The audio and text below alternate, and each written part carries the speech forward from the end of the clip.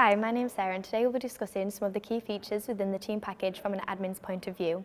When logging into the system, you'll be presented with a dashboard screen. All admins will be able to see this. This will show you the staff turnover within your company, the short absence percent, and the salary increase percent. It will also show you internal and external statistics from other industries. In the left-hand side of the dashboard, it will show you the amount of holidays that are undertaken in a percent, and also if there's a high amount of tasks overdue. You can then use the newsfeed to notify employees and managers that this will need to be actioned, and you can notify them via email as well. Going over into the Employees tab, this is a strong point within the People HR system, as this is where all the employees will be located. You can filter on the employees if you're searching for a specific employee, and this will bring their name to the top. You can also filter on leavers within the system. When adding a new employee, you can either add a single employee via the plus icon here, or use the bulk actions in the left-hand side. When adding a new employee, the first name and the last name are mandatory.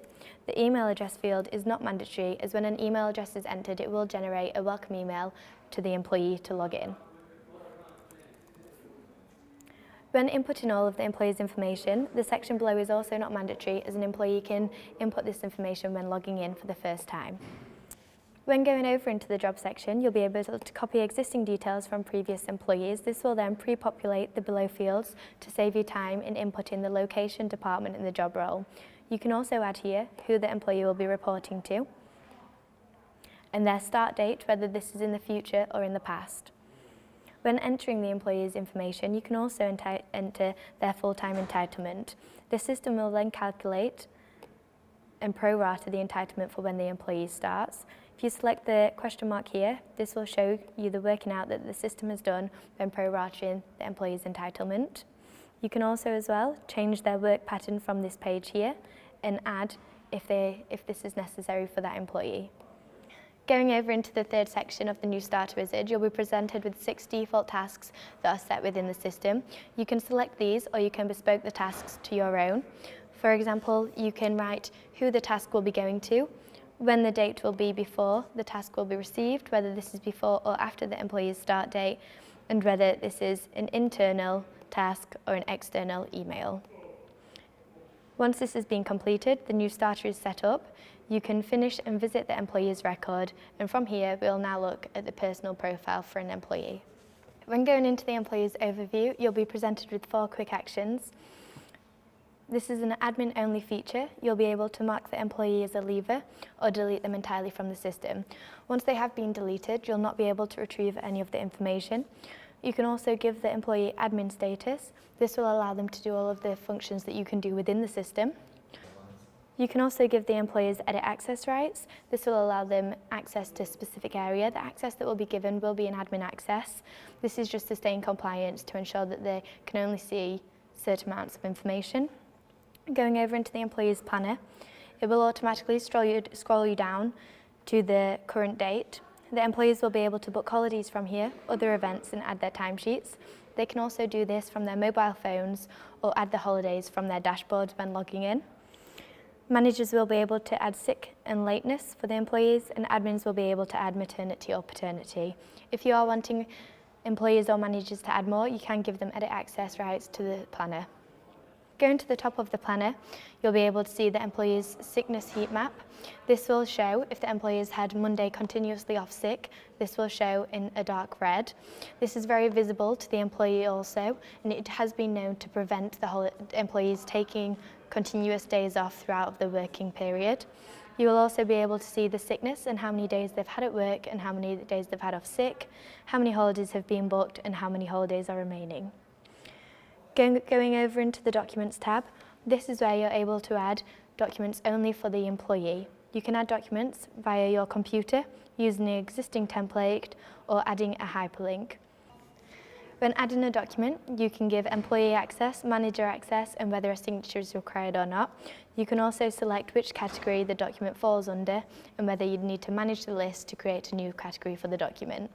Going over into the next section, this will then upload the document and the employee will be able to log in via their mobile or a desktop and sign here. Going over into the Employment tab within the Employees Planner, this is where the probation date end date will appear. You'll also be able to input the next review date and their notice period. You can also add right to work information, whether this is a birth certificate, and add the attachment here. When entering the expiry date for visas or DBS checks, this will notify via alert to the notifications manager or their admin. Going over into the Employment tab, you'll be able to add their probation date and the next review date for their probation. You'll also be able to enter their notice period and the fixed terms and end date. As you can see, you can also add information on right to work and background checks. Whether this is for a visa and you enter the expiry date, this will notify the admin or the manager when the expiry date is close approaching. If you scroll further down, you'll be able to see the payroll section. This is to integrate with other systems such as Sage 50, Ernie and Star. Going over into the Employees Contracts tab, they'll be able to update this information themselves, and so will the admin.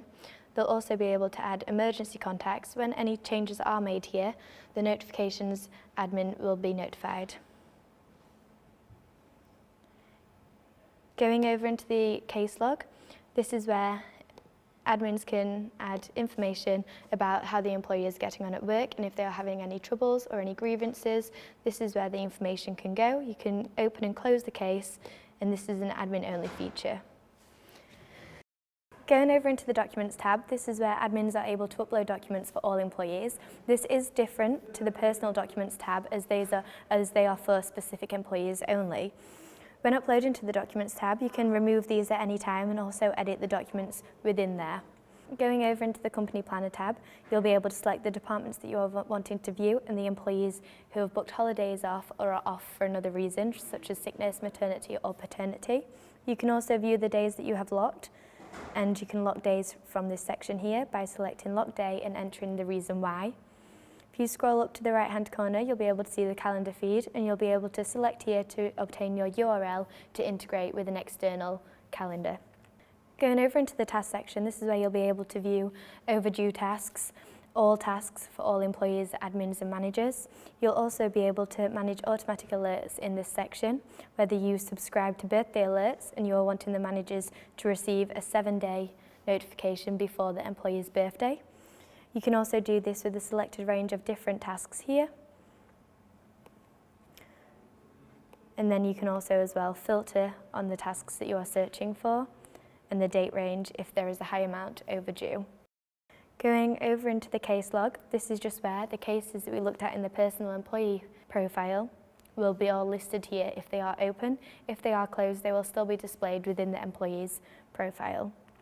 The authorizations tab, this is just where you'll be able to see authorizations that have gone on within your system. For example, Sara as the admin has authorized a holiday, or whether a holiday is pending and who the pending request has been sent to. Going over into the reports section, you will be presented with generic infographic reports within the system. You can select into these, and these will show the top facts about the company. And you'll also be able to select the icon here to ensure who can view these reports. Going over into the Queries tab, you will be presented with 27 default queries within your system.